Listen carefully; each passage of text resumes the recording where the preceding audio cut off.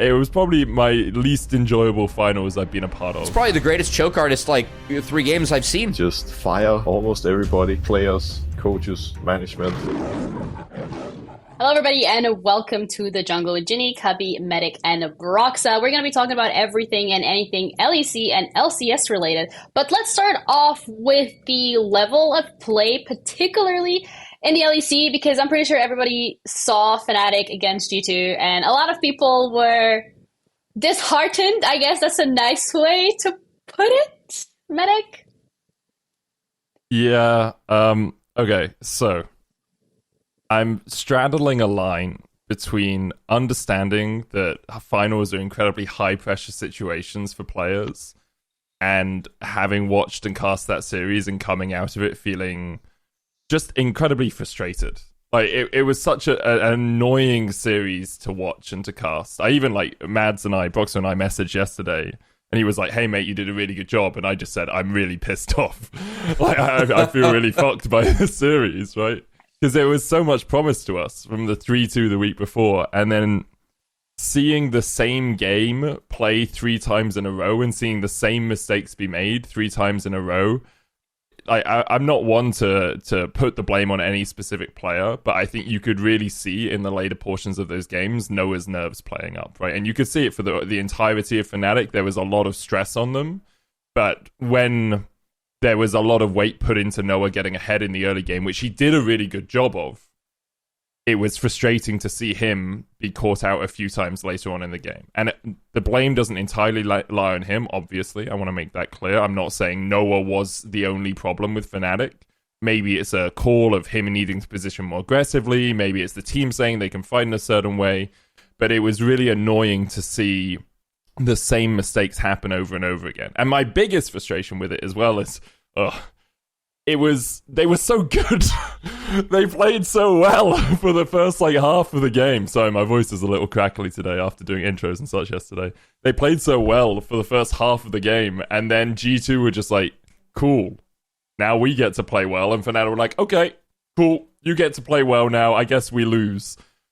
So it was this juxtaposition of being really happy that Fnatic were playing well in the early game, being really annoyed that G2 were playing as poorly as they were in the early game, and then being happy that G2 were playing well in the late game, but being really annoyed at Fnatic because they were 8k up and they managed to lose the game. And it was the most frustrating series I've watched. And mechanically, it was okay. It wasn't, great shakes, but it was fine. It was just watching the same thing happen 3 times in a row.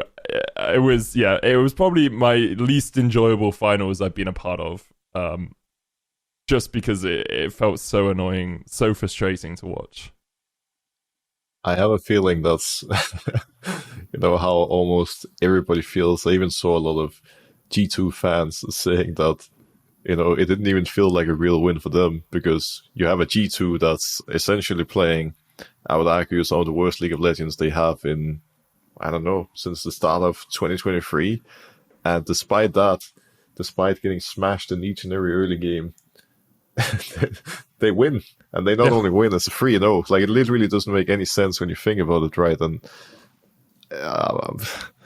it really was painful. I think it was just painful to be a League of Legends fan, witnessing Fnatic getting all these massive gold leads. It was 5k in game 1, 6k in game 2, 8k in game 3, and then they just continue to take their head, smash it into a wall, being unable to play from ahead.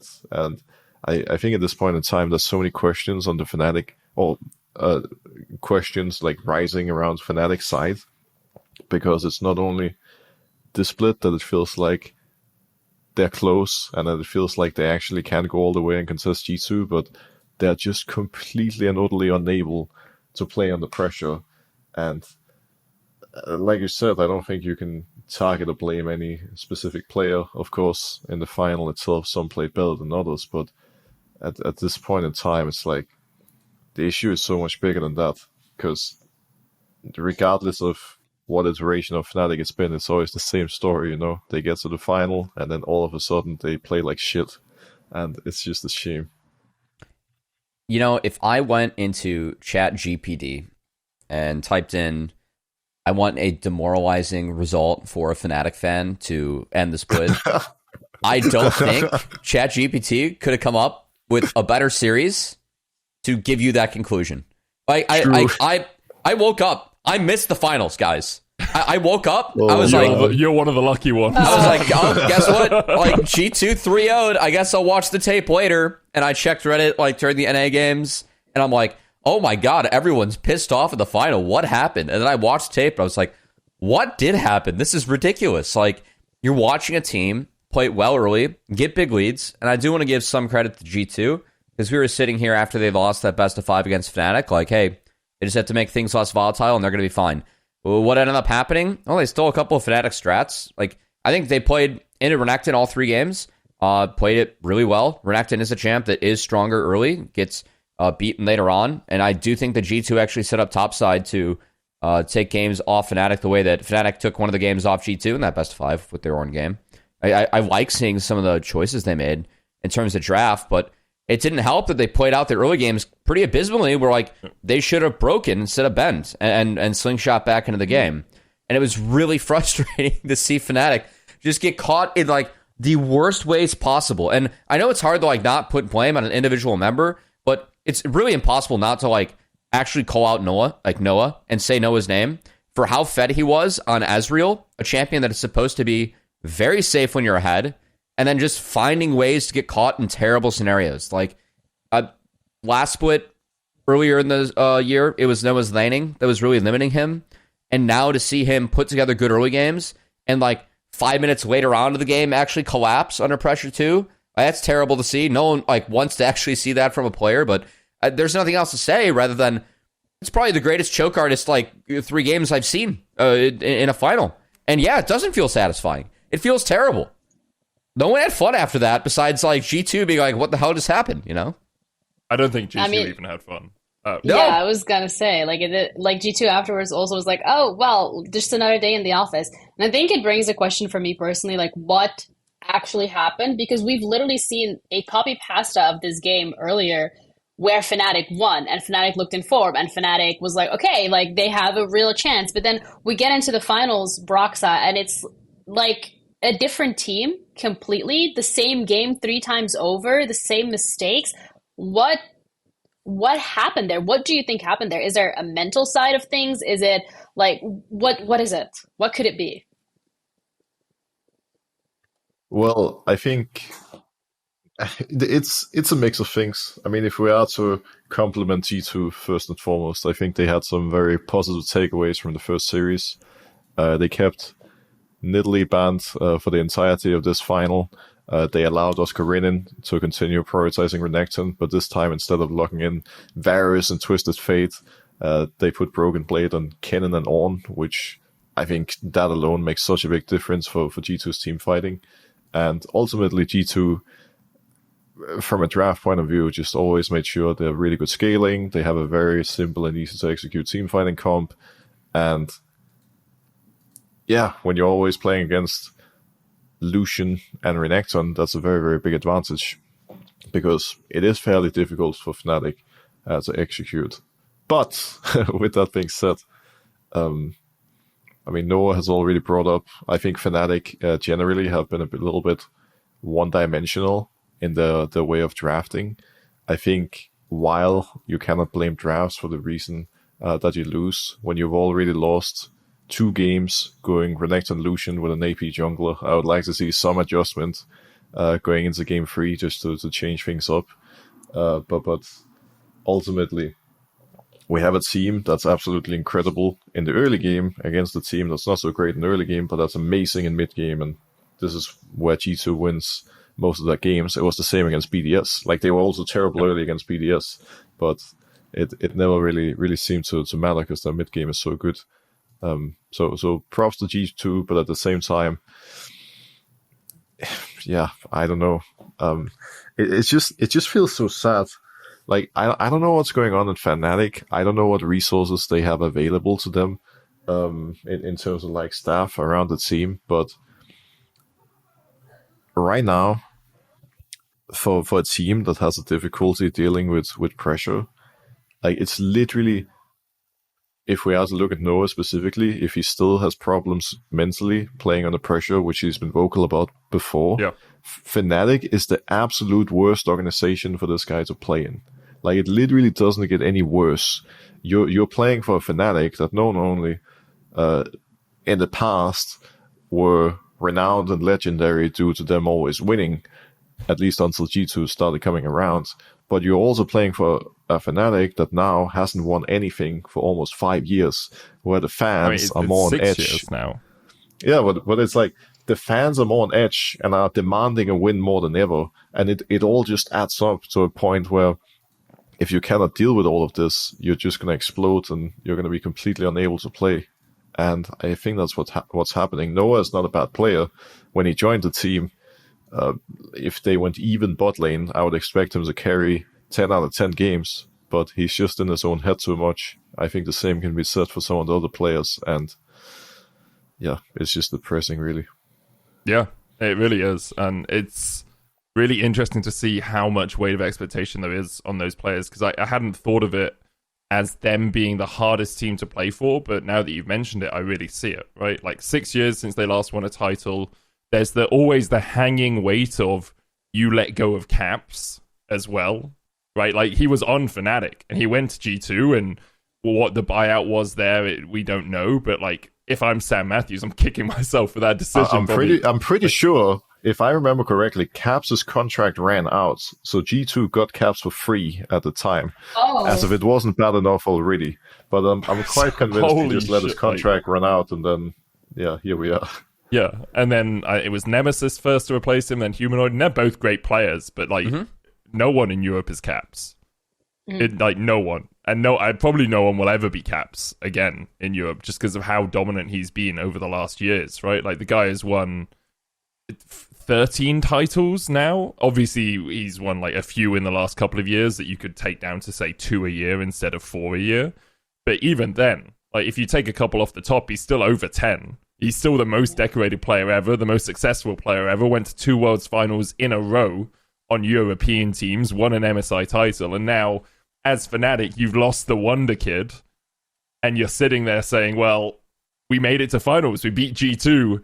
How much weight, how much pressure must there have been on every single one of those players?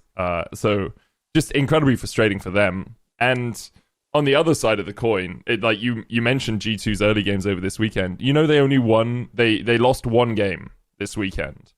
Do you want to know what their goal difference was? It was the one game this weekend where they were ahead in gold. They managed to lose in the end, which is just hilarious to me. It's funny. Yeah, I think Sorry. No, go ahead. No. I was just like going to say lagging. something nonsensical, so it's fine. My brain is always lagging, Ginny. My internet is lagging, so I'm a little behind. But I think like the conversation around the early games of G2 is an interesting one that I would like to touch upon maybe a little bit further, because coming into this year particularly, G2 was like, oh yeah, like early game great, mid game we don't know what we're doing, so we're gonna like focus on our mid game. But it feels like you get either or, and it's the mid game right now that are looking really great for G2. So they found the fix to their issue. What makes them different than the other teams that we have on the LEC in that regards?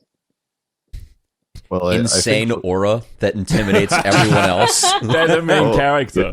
You think it's the Uzi effect? I remember back in my day, if any AD carry went up against Uzi would always win lane because they were so afraid of him they couldn't play. There might actually be an element of that now. Yeah. The Caps effect? There's definitely an aura factor. Yeah, there definitely is an aura factor, because like against them, you're like going into mid game. Even if we're 8k ahead, can we still win the game? Like for Fnatic in game 3, they must have been shaking in their boots. Every k ahead, they managed to get it. It's like, oh, actually, we're still even, guys. We're still just trying to remind each other that even though they're at 2 items, then their opponents have fucking plated steel caps and nothing else, they're still likely to lose the game. I think if you really want to get into the complexities of it, people will have to like and subscribe. And if we get enough likes and subscriptions, then next week, when we're not doing a podcast episode, we'll reveal all about the secrets behind G2. It's secret sauce. Woo. Stay tuned. I think they obviously heavily support their team. Like they brought in Duffman this year specifically to try and fix their mid-game woes. They got Broken Blade, a player, what is it? A player coach. teacher. Positional? Yeah. Positional coach. Thank you. Yeah. A positional coach specifically to help him out with his laning phase, and you can see the improvements. Yeah, it's Alfari, right? Incredibly good laner. Was widely seen as the best laner in Europe when he was playing top lane, or best top laner in Europe. I think he even got an All-Pro vote when he was 10th. His team finished 10th, and he got an All-Pro for the regular season because of how well he played. Wow. So there's a huge amount of support from G2, and the way they set up the team and the systems that they have in place are very effective. And I think over the years with Fnatic, we just haven't seen that same degree of, I don't want to say input, because I'm sure there are lots of people putting their input in, but the effective input is probably what I'll say. Like, they have been around for a long time, and when you mentioned the draft issues as well, I thought back to Fnatic, and they were the team that didn't ban Twisted Fate and kept losing to Twisted Fate. They were the team that didn't ban Yuumi and kept losing to Yuumi. And it feels like sometimes they can get a little bit stuck in their ways with things, with systems and with draft and with other decisions. And it doesn't allow them the flexibility to really get to the nub of an issue, like solving a mid-game.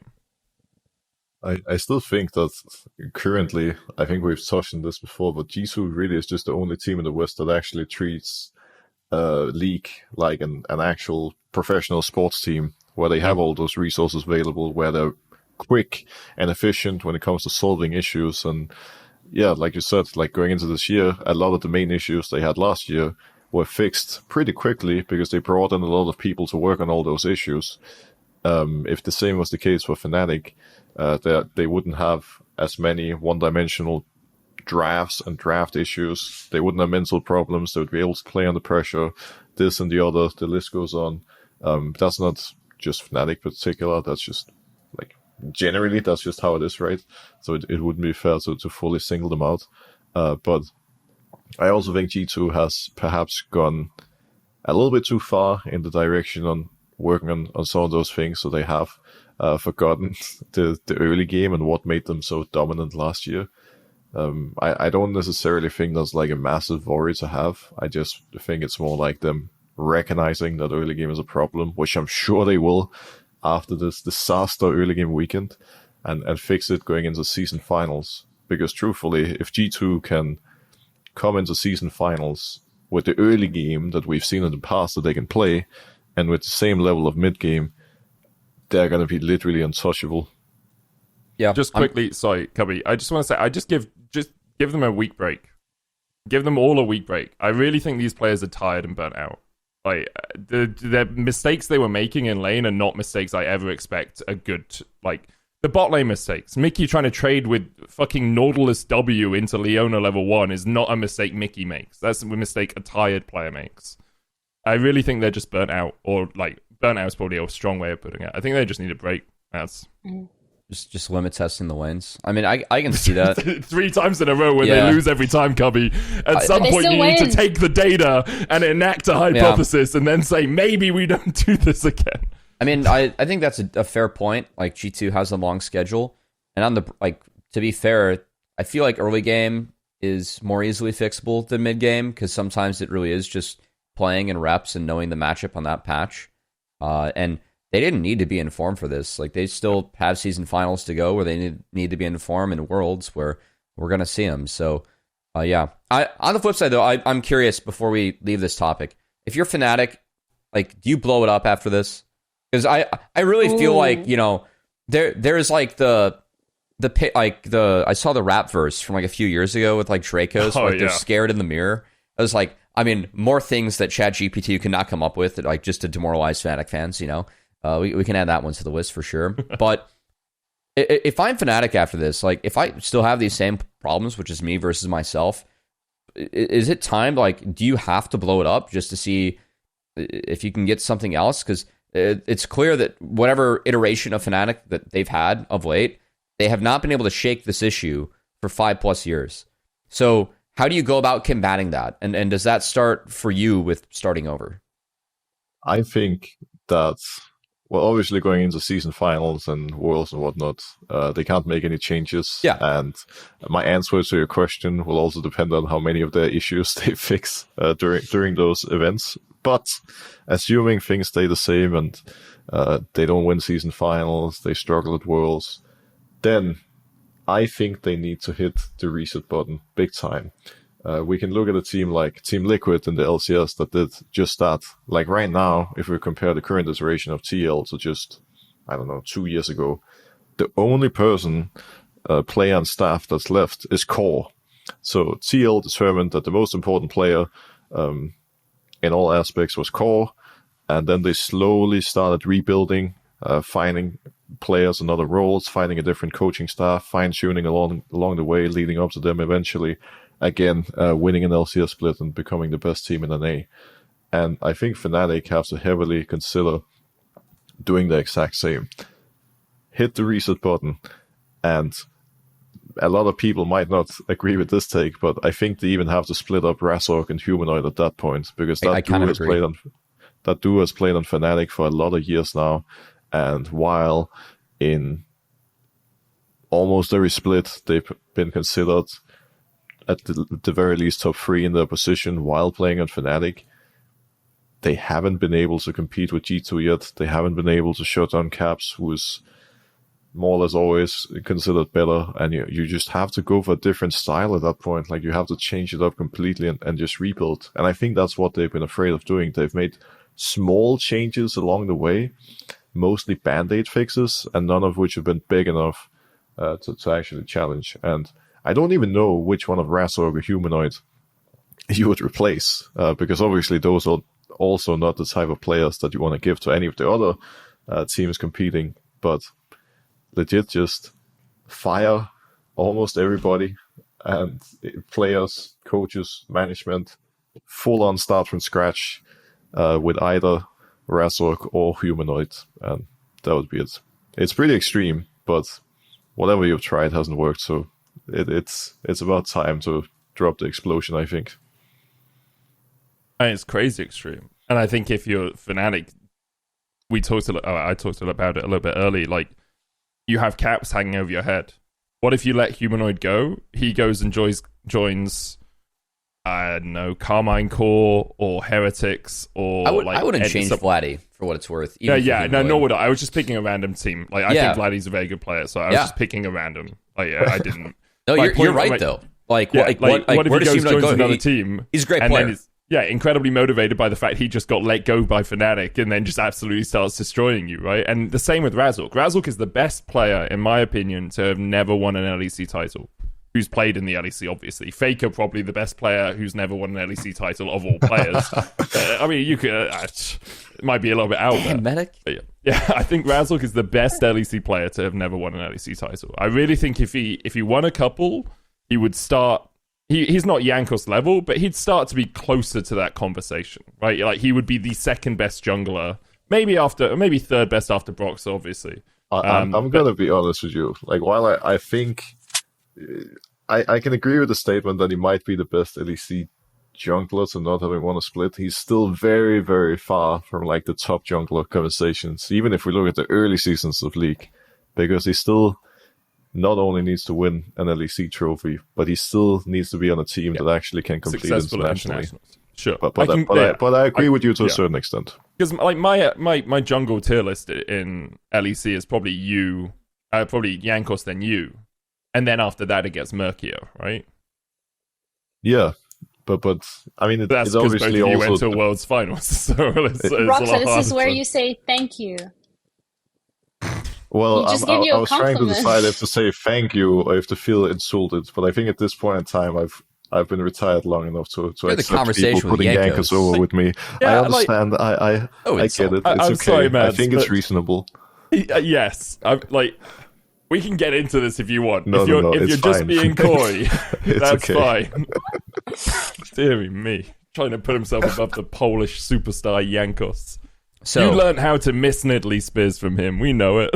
I was there in Proving Grounds. Probably. So, if I'm Fnatic, by the way, you're not. I'm going after Kalist. You're not going to get him. There's no Like, way. I mean, Karmine Core are There's getting no it. way. Probably They go not. after upset. No. Yeah, Probably Karmine not. Core are 100% putting Kalist in. I know, Medic. But what if you're able to pull off what G2 did with Caps as Fnatic? And you go, like, seriously, if you're going to go reset, why not get the kid that everyone's expecting to be the next great marksman in the league and get him for your own org? If they actually pulled this off and want to blow it up, which, by the way, I'm with Broxah. I love Razork and Humanoid, but I feel like the two of them feed into each other's problem. Like, it's part of why Fnatic goes too hard, is the two of them. I actually think splitting them up at this point, I'm fine with. But man, if I'm Fnatic and you want to be ambitious and actually give your fans hope they're going to win more, go get Kalist. How crazy of a move would that be for the league? I mean, it'd be amazing. I think if you get Kalist, you need to get Fleshy as well. Really? Okay. Well, mostly because I think he's the best support in the ERLs, and I wouldn't want to put Kalist next to Jun. Depending on, like, it's more of a, like, if Jun's English is good enough, maybe you can make it work, but I think giving Kalist something someone he's comfortable with in the LEC will just put him on a pedestal to actually succeed, right? This guy should be the next great AD carry of the league, but all it takes is a couple of bad splits, and we've seen the next great player fall back very quickly. Look, I don't think it's likely, but Fnatic has money. I would go do it. Like, seriously, if you want to make a splash and, like, reset on an interesting note, that would be the coolest thing for the league. If Fnatic, you know what you do? They grab Kalist and they pair him with Reckless. That would be a banger. That would be a banger. I would be down for the storyline. You can say whatever you want, but they would be so exciting to watch. That would be so good. Creativity 100. I mean, It's if you look at like like Broxah. That's J.J. Abrams, the old with the new. You just managed to fix Fnatic, combining all the nostalgia with the new. I will say, we haven't replaced either of their junglers or their mids. We've just said they should get a new bot lane, and the whole discussion was, do they split up Humanoid Razork? Like, who do you replace them with? I've looked through the EOLs, I can't see them. There's different routes that you can go. I'm also not 100% sure who you'd handpick from the ELs, but you also need to keep in mind that Fnatic have taken bigger risks in the past. Like, both me and Cap getting it went really well. Well, no, but both me and Caps were more or less unproven when we got our chance to join Fnatic, and they took huge gambles on us that ended up working out really nicely. Weibo was kind of similar story, right? And every time in the past that a Fnatic lineup did exceptionally well, 2015 was the same with initially Steelback, later Forbidden. They took a gamble on a rookie that ended up working. Obviously, you have to decide if you dare to gamble on somebody from the ERL, or if you want to go for someone that's already semi-proven, but that you can shape into a great player. I think the first one that comes to my mind, if we exclude Vladdy from the conversation, would be Jackie's, because I think Jackie's has had a lot of moments where he was fantastic, and where he, at least to me, reminds of Caps in the early days in some kind of ways, but where he still, just like Caps in 2017, has a hard time balancing the smart aggression with the over aggression, and often gets monster fed, but then makes silly mistakes. He's someone that could easily turn into a highlight player. But again, like, it's always hard to say on paper what happens, especially because, I mean, look at Jankos this year, for example. Jankos did not look great. He was one of the worst junglers in the league all of a sudden. I don't think that makes him a bad player. I think he was just stuck in a doomed situation. But my point is, it's so hard to judge somebody off of these games when we know so little of the story and what's happening behind the scenes. But the organization, with the team surrounding them and the use of analytics and data and having more in-depth conversations, will have access to much more data to find out who could actually be a good fit. I mean, realistically, like, we're never gonna figure out or find out exactly everything that's happening behind the scenes, because, like, that's just how it is. So we are operating off of imperfect information.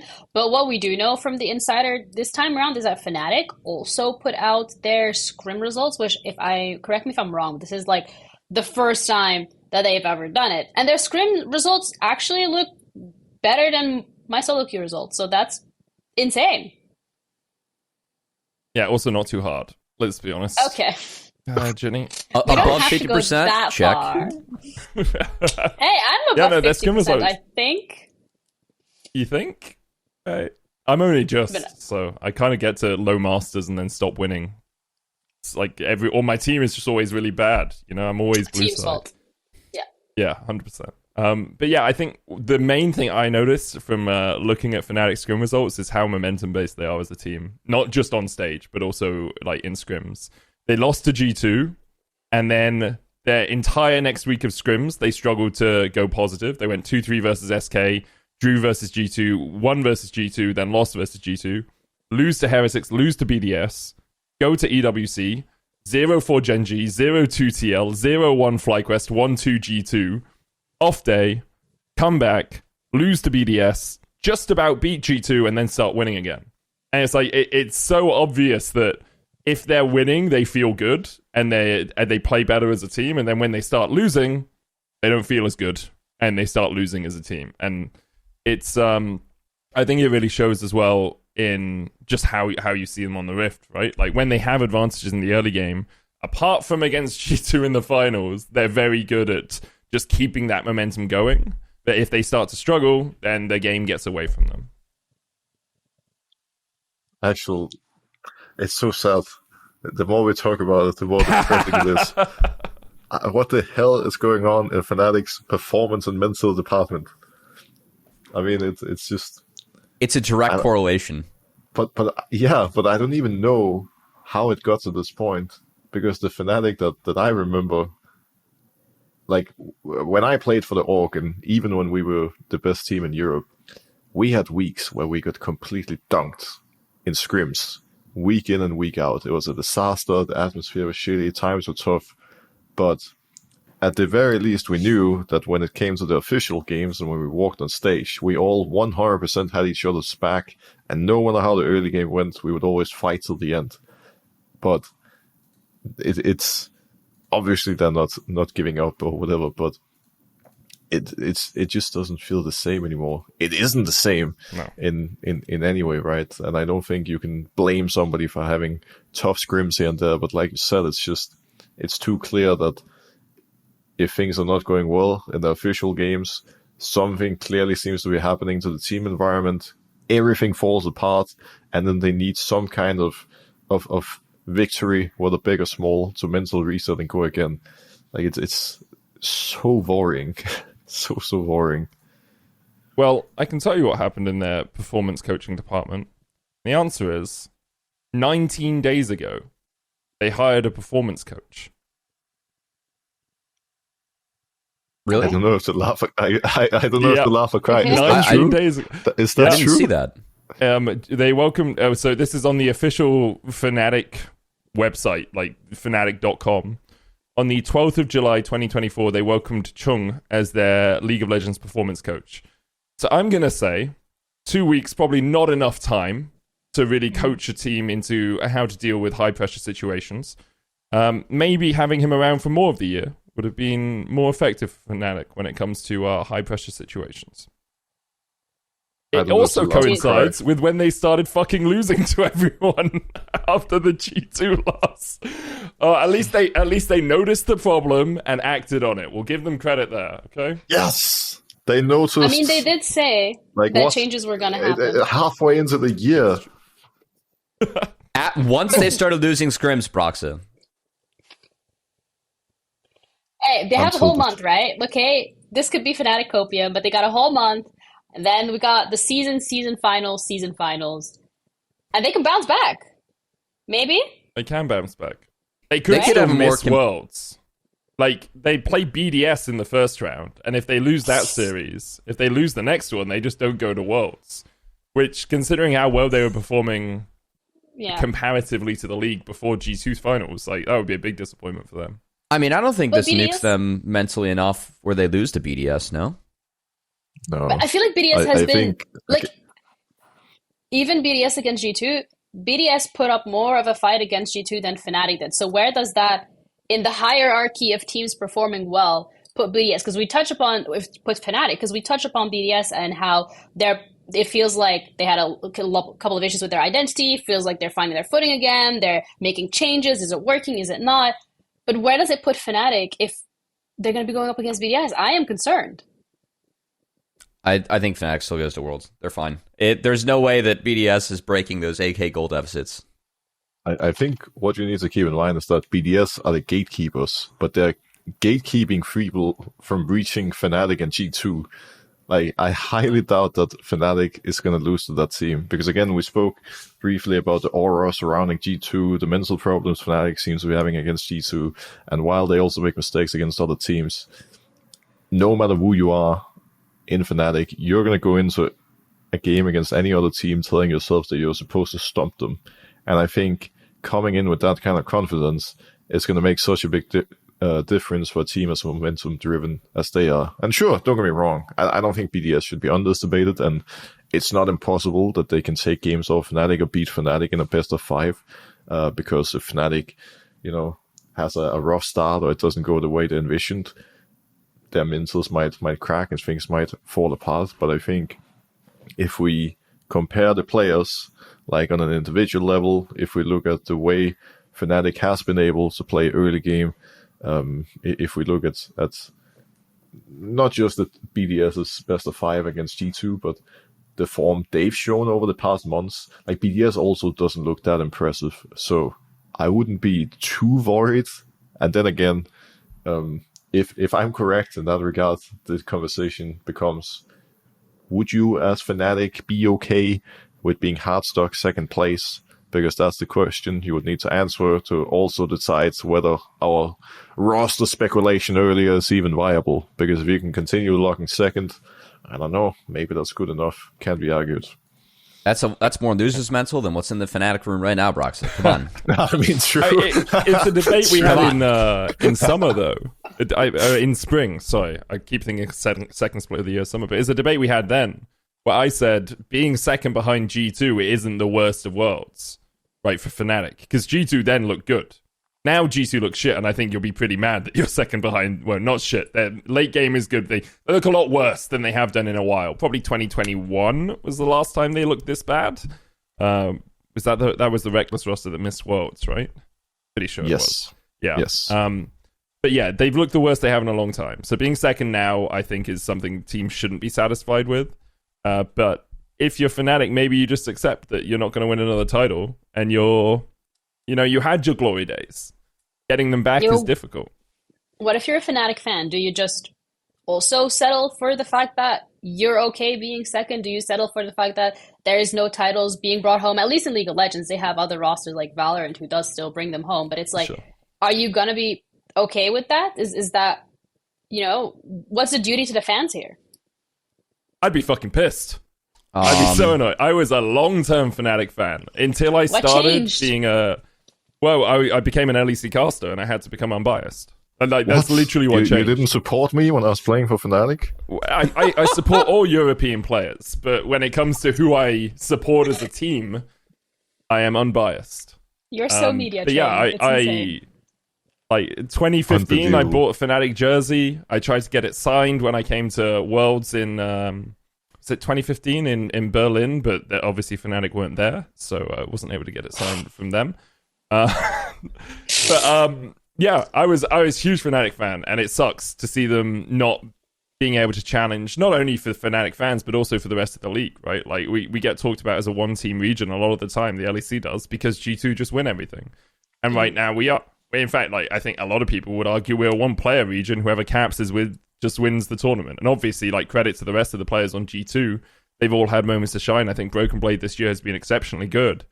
But it was Caps who won the MVP for a reason. It's Caps who's won the last 3 MVPs for a reason. He's so consistently at the top of his game, right? So it sucks as a fan of the LEC to not see other teams be able to beat G2. And if I'm a fan of Fnatic, I am fucking pissed at whatever is going on behind the scenes. Well, what do you mean what happened? What happened to the LEC? What happened to Europe? How did we go from a one-team region to a one-player region? Where did it all go wrong? Is it actually all going wrong? Are we just looking at a small percentage of games and we're like, fuck, they're so shit? What went wrong?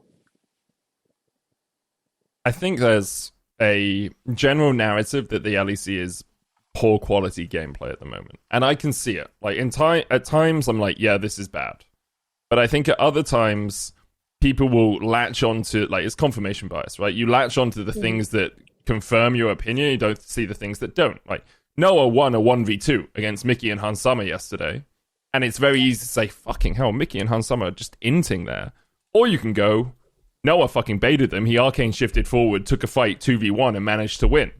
Right? And it's about what side of the coin you're looking at. So I think there are some poor performances in the LEC. And G2 struggling in the early game definitely makes it feel like the LEC is lower quality than it has been. But generally, I actually think the LEC's quality is relatively good, at least for the top teams. I think everyone seems to have struggled in this summer. But if I look at Spring, if I look at G2 at MSI, if I look at even the end of winter, the LEC general gameplay quality was actually quite high. You just have to look at someone like Karmine Corp or Giant X, right? They do make mistakes. But both those teams really started to step up at the end of the summer regular season, and Karmine Corp almost made it to third place against BDS, right?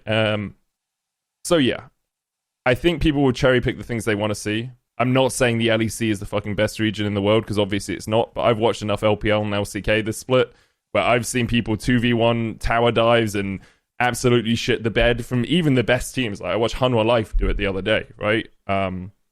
Just when the prevailing narrative is that the league is bad, people will buy into that narrative.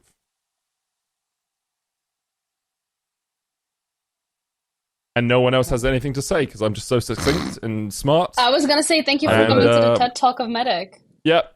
I'll see you guys. I also have lag. I honestly think that sums it up pretty well. Like, to be fair, I think if you change the nameplates in the LEC or even the LCS to teams from LCK or LPL, the general sentiment would be very, very different. And even in the glory days of our regions, there was also a lot of bad gameplay, but it just wasn't being talked about in the same way.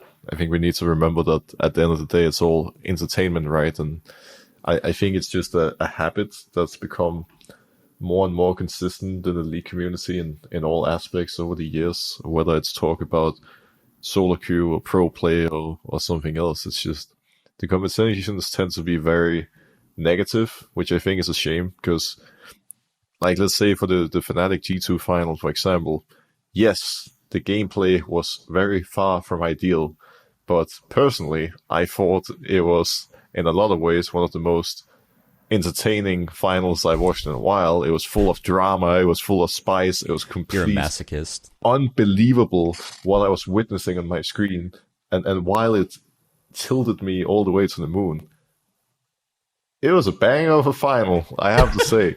So, do you watch car crashes recreationally, man?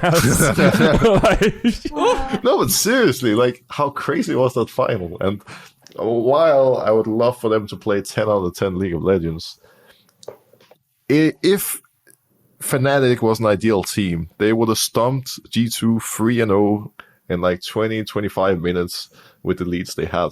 But that storyline is a lot more boring than all the speculations and talks we've had right now. Like, it turned into complete madness instead. And as a viewer, part of me can definitely appreciate that. Yep. I mean, I always like to joke about the pendulum between NA and EU. Like, it swings one way where people think one region's good and then the other one's not, or vice versa. I feel like there's not a lot of in between there. Yeah, at the moment, I mean, the pendulum's like NA's up and EU's down, right? And I think sometimes people do freak out at EU and like the quality of games. I mean, I don't think it was the best quality in terms of the split. I also think that if you are playing as a pro in Korea or China, you were just more likely to be successful given the factors that are in your favor, whether it is solo queue or infrastructure. But I do think there's like a little bit of freak out. And I think a lot of it, like Medic brought this up before we started recording, because we were talking about this a little bit. A lot of fans don't watch every LPL or LCK series. Like, the middle to bottom teams there sometimes are not very good to very sloppy, whereas the top teams are the ones that you see go international and consistently do very, very well. Those are the big marquee matchups that people tune in for and really enjoy, and the quality of gameplay in those are really good because those are the top teams in the world. But that isn't indicative of the entire league. I thought LPL, especially in Fearless Draft, the format they had, was actually quite sloppy to start off the split. And LCK, like, those bottom teams don't really have a chance against T1. Like, they're lucky to take games off at some point. So I do think that, like, when people watch every game of LCS or LEC and then only watch the best of the other region, it is really easy to be like, oh god, we are so cooked. And I do think the general strength of the league, like, it's higher, but it's not like the freak out just goes towards the region that has been performing the worst internationally out of the major four, right? And I think that everything just kind of culminated in, yeah, LEC is quite bad. And again, I'm not saying it was a great split of LEC, but I do think that people like freak out for sometimes little to no reason. It is interesting as well, like coming up with that, like discussing the point about the best teams in the world, like playing. I think everyone is disappointed that Fnatic G2 was such a back and forth final with obvious mistakes, right? Because you expect higher quality from it, right? It was very entertaining, as Maz says, but not in a way that I would want to do many times. Like watching Chernobyl, right? Like I watched Chernobyl, incredible series, amazing. Do I want to watch it again? No. You know? Or anyway, some Handmaid's Tale. I don't like every now and again I'll watch an episode of Handmaid's Tale when I'm ready for that emotional trauma. Every now and again I'll rewatch that Fnatic G2 finals, but I'll probably do it in 15-minute chunks. However, when we talk about one-team regions and when we talk about it being the same story every time, people seem to forget that like the LCK has been the same story for the last 2.5 years. Like it's T1 versus Gen G in the final and Gen G win. If you're talking about a one-team region, Gen G is the one team. The only good thing that LCK has going on for them is that T1 does well internationally, right? Which allows a little bit more flexibility for them. But if I was just a fan of the LCK and I didn't care about internationals, that's actually the same script repeated. Like 2022 was T1 winning, then it was Gen G winning. 23 was Gen G winning twice. 24 Gen G won in spring, and it's looking like a possible Gen G T1 finals again. Although Hanwha Life do actually look quite good this split. Anyway, when you talk about entertainment and talk about a region being boring because only one team keeps winning, it is interesting to think about how that perception doesn't shift to other regions because you think of them as higher quality regions, right? And like, I think some of the finals in LCK have been amazing. In fact, the spring finals this year was probably one of the best series I've ever watched in my life. So the comparison kind of makes Europe feel pretty shit, right? Yeah, that was insane, actually. But yeah, it's always interesting to think about the other comparisons, right? I mean, we're discussing like the one team region in terms of like certain teams being more dominant. That's always going to be the case when we're looking at just how the layout is performed. But it feels like when we're looking at the LEC, something that we were talking about at the start of the year was, are teams towards the bottom of the food chain going to be able to catch up? Are these teams that are like G2 and Fnatic that are successful and going to international events and going to playoffs and playing so many games and potentially even burning out or being tired to the point where they start making mistakes in the game, are these teams are going to be slowing down? And it feels like when we look at a team like KCE or even Giant X, these are teams that have, to an extent, caught up with the top of the league. They're not the best per se, but the performance that we've seen from KC, particularly this weekend, I was impressed. And I think a lot of people were like, of course, there's consequences to being 10th 2 splits in a row, but there could have been a shot. Yeah. Should a 10-10-4 team be in season finals as top 6? That's the question, isn't it? Yeah. It's kind of tough. It feels bad for KC. They were one game off. I'm also believe that the Chat GPT, motive of the most demoralizing split for KC possible was that quota was definitely hit by the LEC. Would it have been better if they were 10th again? Well, at least they can rebuild for next year. There's no hope, right? And then you have Kalist, you have this shining star at the end of the horizon. Yeah. I mean, you were so close to making season finals where if KC did, I would have been hyped. Like they deserve to be there with their current form right now. And for me, I'm bummed that they aren't, but also when I think of like a team that's gone 10-10-4, do you deserve to be top 6 out of a 10-man league? Probably not. That's exactly what happened to KC. Yeah, so I agree with your argument. If you go 10-10-4, you probably don't deserve to be top 6. Yeah. The counter argument is Giant X went 8-6-7. Yeah, I'd rather have the 10-10-4. Like, I'd rather have KC right now. So do you just wait Summer like twice as much as every other split to fix this? So Summer is already slightly more weighted. Last year it was less weighted than it is. At the moment, Summer gets you, we'll say for like 4th place, 30 more points. So at 1st place, you get 60 more points for Summer, and then it goes down by 10 points per place. So it's 60, 50, 40, 30, 20.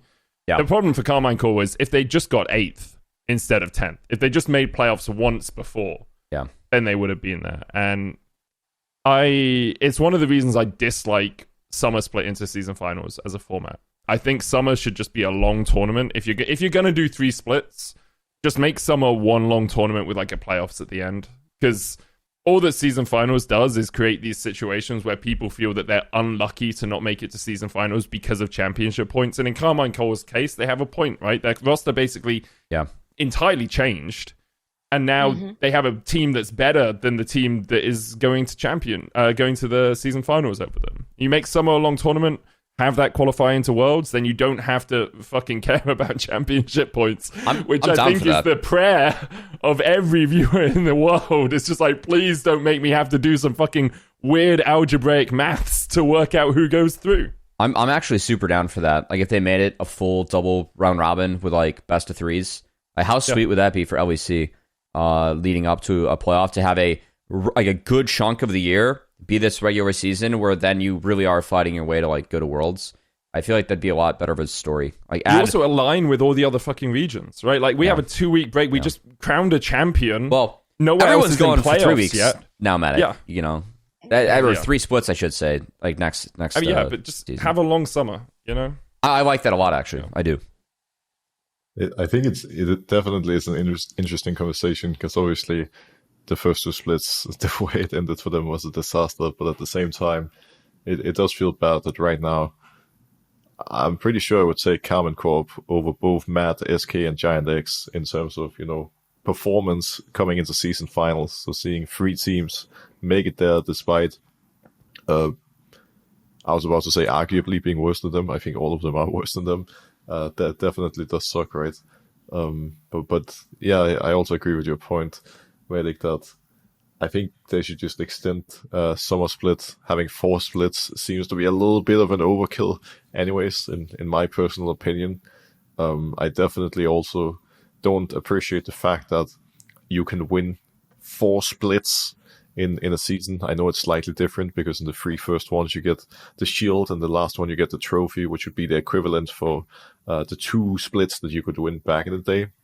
But it feels like there's just too much going on. So every split doesn't carry the same amount of meaning and importance as it used to. Yeah, Would you say it also... I will just say, sorry, very quickly, Ginny. I misspoke on Giant X's positions. They were technically 7th, 8th, 7th, 8th, 5th, 6th.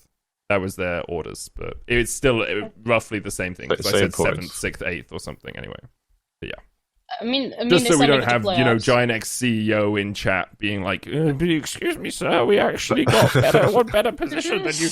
I don't even know who the Giant X CEO is. That's what Giant X are my new favorite team. If I'm not getting salty DMs from, maybe it's time to stop. You're like digging your grave, and you're just like, yeah, let me keep going. Yeah, I'm gonna keep going. But you're like, yeah, ooh, excuse me, sir. But I want to kind of bring it back in terms of like we were talking. No, wait a second, Ginny. No, I'm gonna defend myself here. The amount of CEOs I have had from LEC teams who've either flamed me publicly or privately on Twitter is grotesque. Like, it's so dumb. I had a CEO ask me if I wasn't subconsciously a fan of the team they were facing. He was like, look, you're so biased. This is in Twitter DMs. He said, you're so biased. And this is in the middle of a cast, by the way. So I checked my phone after game 1. I'm like, why have I got a Twitter DM from this guy? And he says, you're so biased. Are you sure you're not subconsciously a fan of the other team? And I replied with like, hey, mate, I think I'm just really passionate about the game. If your team plays well, I'll compliment them as well. And then they win game 2 of the series, and surprise, surprise, this CEO is in my DMs again saying, actually, yeah, you're just really passionate. Good cast, man.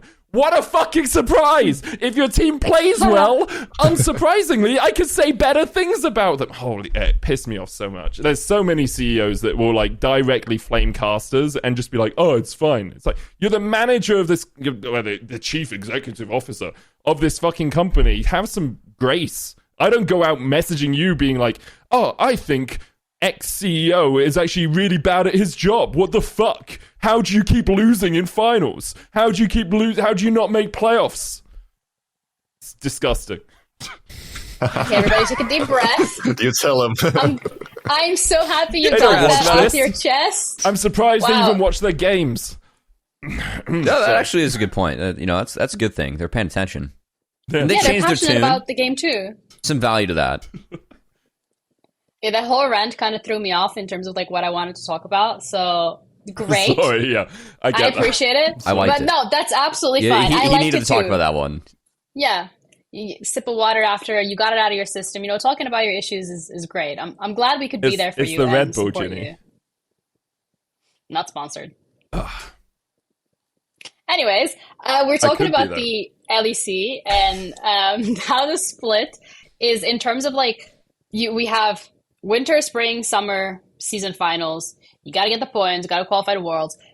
The changes that you're talking about, would that potentially put it in the same way as LCS? Would we be catching up to other regions? Because I guess Cubby here is probably like the better person to ask when it comes to the LCS format. It is obviously different.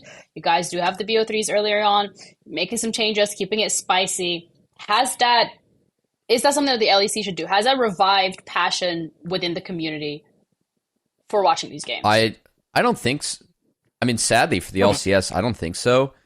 Okay. Like, I don't know. The LCS, their schedule, the giant break we had was a real buzzkill for everyone involved. And there was a good video from Travis. I do Hotline League with him, kind of talking about the break and the dip in viewership and why it was bad for the league. And I gotta say, like, even thinking back to last summer, we had the player walkout, so things ended up being condensed on the back half. The 6-week sprint of you play 3 games every week was really fun. Because you had action happening at all times, like in the week, where if a team has a good week, they go 3-0, all of a sudden, like that makes a lot of waves in the standings. Then you go to the next week and they go 0-3 now, and then like things are doomed. And you had like interesting matchups every week. I love best of threes. I would prefer a single round robin best of 3 format to a double round robin best of 1. But I am kind of jealous of LEC and meeting in the middle with the split format. I really, really like the single round robin best of 1 into 8-team best of 3 like format. I think it actually is really good because the teams that struggle get more time to fix issues for next split, and you get into more interesting matchups faster, and you end up. Because I don't know which one of you were tracking this, but it was the games that Fnatic have played versus TL, 2 teams that did go internationally and played I got this one for you. So yeah, Broxah's got it. The comparison I was making right before we started recording is that, and this is my biggest issue with the LCS format, that due to the way the format functions, due to the amount of breaks and whatnot, at this current point in time, Fnatic in Europe have played 89 games.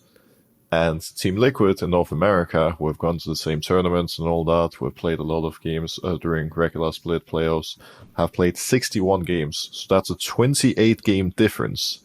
And maybe TL can catch up a little bit throughout the rest of the LCS split. But I still think that the gap is too big. I also think you can argue in traditional sports that there's a lot of things to take into account with costs per day at studios and filling up stadiums and whatnot, but you could easily double the amount of games and it wouldn't affect the players in any way. So I think we just need to be pumping out more content and maybe in an ideal world find a way to merge the formats we see in the LEC this year and LCS this year, because I think both have good ideas and good things happening, but both can still be optimized.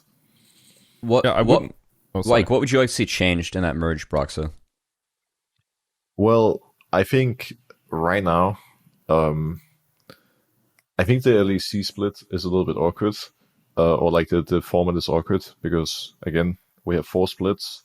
I think having the initial format where it's 9 best of ones, but then 8 teams still make playoffs feel a little bit awkward to me. I do understand the idea of getting rid of some of the bottom teams, but again, it's like the first chunk with the best of ones feels kind of useless to me.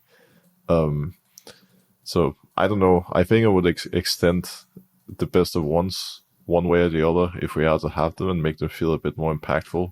I wouldn't mind just seeing more games in general, one way or the other.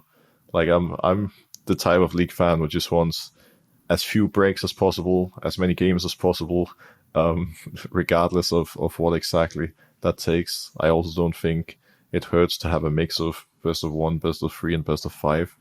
And when it comes to, like, again, costs and whatnot, I understand that whenever you run the show, there's going to be a lot of people working one way or the other. But I also think that at the very least, from a player point of view, it's not like traditional sports where you need rest days and whatnot. And even on days where you don't see these guys showing up on broadcast, they're scrimming. And whether or not that's a scrim or an official game, one way or the other, literally doesn't matter. And yeah, I don't know. I just want more games. I'd actually be tempted to steal some of the Worlds format. So you do like 9 best of ones, and they seed the teams into a best of 3 bracket. And then you have to win 3 best of 3s to qualify for playoffs. Or if you lose 3 best of 3s... That would be sick. That would be cool. You get knocked out of playoffs, right? So then you seed in, say, the top 6 teams into the playoffs, and playoffs is doubling best of 5 like we do, right? That could be really interesting, because then you have, like, if you get rid of season finals, which I think most people, by most people I mean myself, agreed with. So I choked on my own spit there for a second. As the lies came out, I started, I don't know.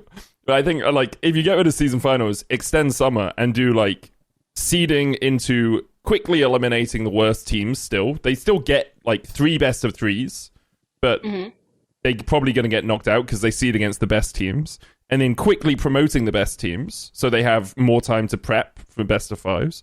And then you have that battle in the middle to see who gets through, right? Unlikely you'll get a situation. Sorry. No, go ahead. I was going to say, it's unlikely you'll get a weird situation like at Worlds where one team has a really easy route. Might still happen, but usually the team that gets the easy route is they place better in the best of ones, right? So, like, if G2 only has to beat SK, Giant X, and Vitality to get through to playoffs, cool. Like, they placed first in the regular season, they won 8 of their 9 games, sweet. They go through. But you get those really cool middle-of-the-table battles, and you're less likely... Well, you're not going to get a situation where someone is better, but loses out on something like championship points. I think for me, it then brings back the question in terms of, like we're listening to this from a perspective of, like, yourself and Broxah. Broxah saying, oh, I'm the type of league fan that wants to see as many games happening as possible and, like, as little breaks as possible. But realistically, when it comes to viewership, when it comes to viewer fatigue, having this format when it's not an international tournament, will that be exciting? Are people actually going to start caring about some of these games? Like you said, the middle of the pack. Are teams going to care? Are people going to care about watching, oh, G2 Vitality? Oh, I already know how that's going to go. Like, there's no point of me tuning in. Is it, as much as it sounds like, I like the idea a lot when it comes to it being like a format that we can see the teams play and we give teams enough time to prep and they got everything going on. From a viewership perspective, is it going to be too much League of Legends happening that they're just going to tune out? I don't think it's a huge amount. Like, I'd have to run the numbers, but I think if you put summer and season finals together, I would assume it's about the same amount of League of Legends. You're just spreading it out, right? So you'd have the 9 best of ones over 3 weeks, or the 9, we do 3 weeks at the moment, right? 3 weeks, 3 days. You'd have that single round robin best of ones, and then you'd have, say, 3 weeks of best of 3s, and then you'd have 3 weeks of playoffs. And we used to do 9-week just regular season splits all the time, and that's when our viewership was the best, right? So I think it's, to me, and I can only obviously speak from personal view on what viewer fatigue is at the moment, but the fatigue I experience is that every game is meant to be this incredibly hype, everything matters, everything's on the line, you've got to care, please care, please care, please care. And it tires me, right? Like, the summer split finals, ignoring the gameplay, it's cool that G2 won. But how exciting was that? It didn't feel like, an Athens final. It didn't feel like a Rotterdam final or a Stockholm final or whatever. And part of that as well is we're in the studio, but it doesn't have the same weight of expectations when in 2 weeks they're going to start another tournament that really dictates who the champion is. That's the one that really matters. These ones, well, they matter while we are in them, but after that, I think the fatigue is a good point. I also think the number of games and whatnot is one thing. I think I just realized what I actually care the most about is the consistency. Like less scheduling changes, less breaks, just keeping it consistent. I feel like in that regard, it's always been the same with any sport or show you're watching, right? Just knowing when exactly it's happening, knowing it's consistently there, gives you something to look forward to. And I think any disruptions just makes it... it just makes it annoying. Like you just want it to be consistent. That's all there is to it. Yeah.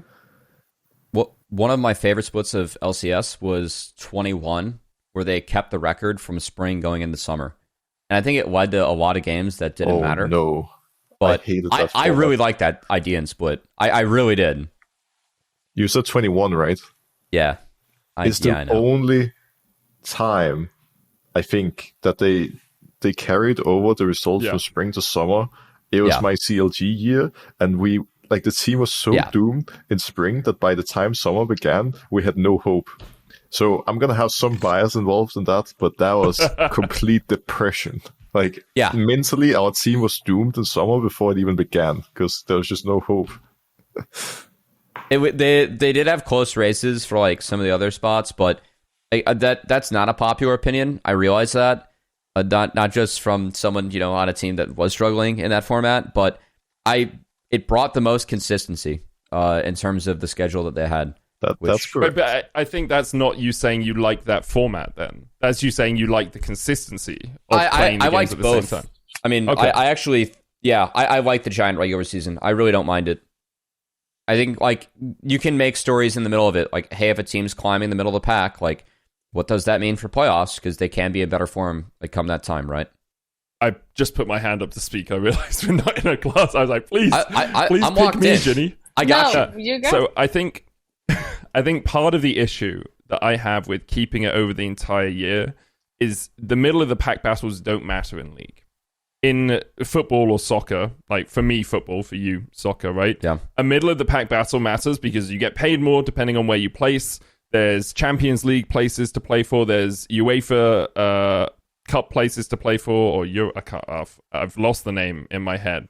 But there's that battle, and then there's relegation below it as well, right? So because you're qualifying for things for the next year, it's a lot more interesting if you are in one of those middle of the table clashes. Whereas in League, you only qualify for things that are in a month. So it's a lot less interesting to me watching CLG play up against Shopify Rebellion. And it's like, oh, they're 6th and 7th. They're locked 6th and 7th with 3 weeks left to go in the split. I'm not going to watch that game as a casual viewer.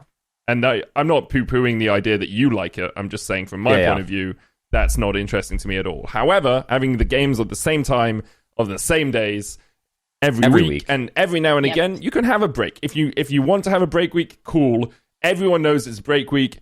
Everyone knows you're coming back on the same day, at the same time, in the same place, and makes it so much easier to watch.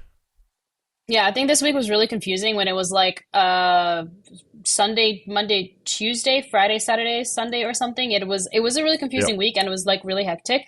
But you're also talking about playing things now to qualify for next year. I feel like with the volatility of esports and the absolute lack of job security, it doesn't matter who you are, you qualify, do you give the spot to the team? Do you give it to the players? Because I remember this last year in Americas with Valorant, where I think it was the guard that qualified for VCT. They gave the spot to the org and then it fell through, and then the players were like, oh, wasn't it homeless. Guild? What was NA? It Guild, or was it the guard? Guard. That was the guard. Yeah, because the org just went. Oh yeah, it was the guard. Yeah, I don't think we should do that in esports. I was just saying the reason those middle of the table clashes are interesting in conventional sports to me is because of things like that. Mm-hmm. I have wondered for a while whether we should, qualify for a Champions Cup or something. But I logistically, I don't think it makes sense with the way League works. Yeah. And then I also want to talk about the LCS particularly because we're on this topic anyway. And in regards to the middle of the pack teams, particularly Shopify, Cubby, and because we had a conversation about Dignitas, we had a conversation about their playstyle, we had a conversation about, they're just going to wait for you to make a mistake and they'll capitalize off it. They're not going to be proactive. But it seems like that's not working anymore. I mean, it wasn't really working to start with, but now the red flags are kind of off for Dignitas when you drop the Shopify. And LCS, I mean, this is the most skewed that we've ever seen a split. I think part of it is given the format, but there's a 5-0, two 5-0 teams and 1-4-1 team, and then NRG is 2-3, and everyone else is at one loss, or one win, I should say. So it's kind of wild, how close that race for playoffs is going to be, but it also is leading to like this impending doom for all these teams where it's like, it really doesn't look like anyone can compete with the top three, except for maybe NRG, who didn't play C9 terribly in the O2, especially given that Ezreal started game 2 with 3 kills. That one was kind of over. Game 1 was somewhat competitive. And it would be really fun to see NRG, like, at least step it up, because they did win a year ago, like this split, and then went to Worlds to like actually put up a respectable performance. They haven't really been themselves so far this year, so it would be nice to see them at least challenge the top 3 to be that team. But it really does feel like LCS is like, okay, who's going to, posture where out of these top 3 teams, and will anyone break them and those 3 from going to Worlds? Because at the moment, the second question feels like a resounding no. It really feels like those are just going to be our 3 teams that go to Worlds. Yeah, I mean, I don't even know if there's too much to add. It really does feel like everything is very set in the same way we have a clear top 3 in Europe, right? And I don't know. I'm not even sure if I personally have any clear dark horse coming into playoffs and later. Like I really don't know who from the LCS would be able to pick it up enough to actually challenge. I think in this current moment with Dignitas performing the way they are and looking to Shopify, my own dark horse would probably be NRG, but even then it's like they don't look very, very convincing. So we'll see. I think at the end of the day, in the LCS, the battle for the trophy is going to end up being a lot more interesting and exciting than the battle for the world spots. I agree with that. I think the most interesting thing for me in LCS now is C9. Mostly because I think Team Liquid are a very good team. I expect them to do really well. FlyQuest are a good team, but I see their failures and their flaws. C9, I haven't seen too many of their flaws yet because they haven't played against either FlyQuest or Team Liquid, right? So these next 2 weeks are really the proving for C9 for me. Are they as good as their record suggests, or are they more at a FlyQuest level?